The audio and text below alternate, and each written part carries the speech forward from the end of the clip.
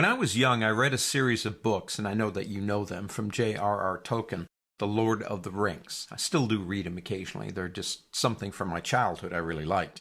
Anyway, there was a saying by one of the hobbits one time. Basically, he said, as they were going to take a shortcut, shortcuts make for long delays. Not these shortcuts. Shortcuts in Adobe Photoshop, or in any application for that matter, are designed to help you out. University study conducted over 2 years showed that if you use shortcuts, you save 1 hour out of every 8.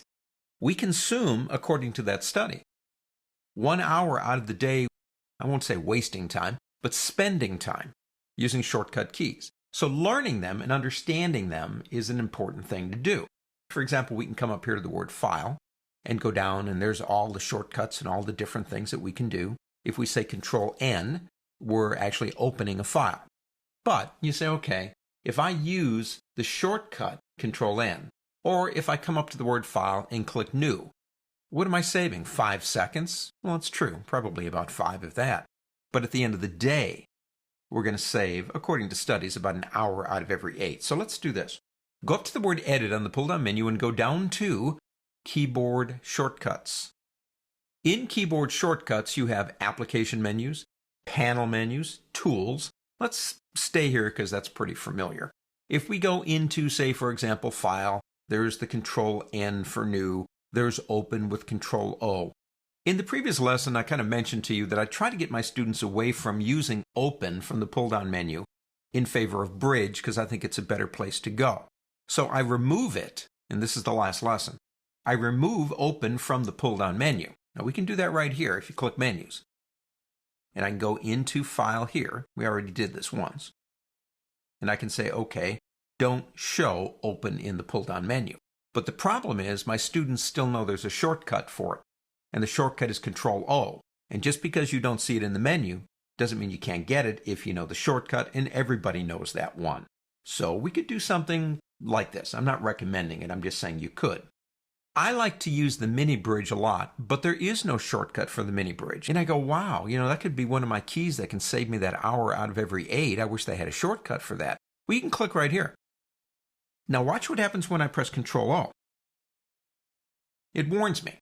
It's saying it's already in use, and it will be removed from the file open if accepted, and I go, I accept that. If I click OK, not only have I removed Open from the pull-down menu, but I'm also now using it for browsing in the mini bridge. So if a student of mine does Control-O, it's going to take them to the mini bridge. Just a thought, just an idea. Let's go back in here. Okay. Let's come back down a little bit more, and let's say that we want a shortcut for place, but we don't want to use a shortcut that already exists. There are over 500 in this program. So we try something like, I don't know, Control-Alt-Shift-F. And it's like, wow, even that one's already taken? Let's try once more. Let's try Control-Alt-Shift-I. You just keep this up all day long and you may never find a key. Let's try one more time. All right, finally found one. Here's my problem with this. Actually, it's not a problem, it's a fact of life.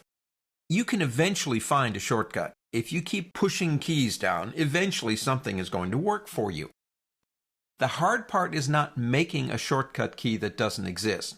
The hard part is remembering what it was tomorrow and the next day and the next day. So, let's say that you do a lot of this. You've got your own shortcut sets. We have a modified set now. If you ever want to go back to the original, all you got to do is click here and go back to the defaults. But you've done a lot of work here. You've got a lot of your own shortcuts. You need to remember these. There is an option called Summarize right here. What Summarize does is it allows you to create a document, a printable document with all the shortcuts from this program. I've already done it. Let me show it to you. Here it is. These are all the shortcuts in this program and spaces for you to write in ones. So we look at Photoshop as a very aggressive program with shortcuts, and there's over 500, but you don't want to learn 500 shortcut keys to save the hour because you've also got InDesign and all these other programs.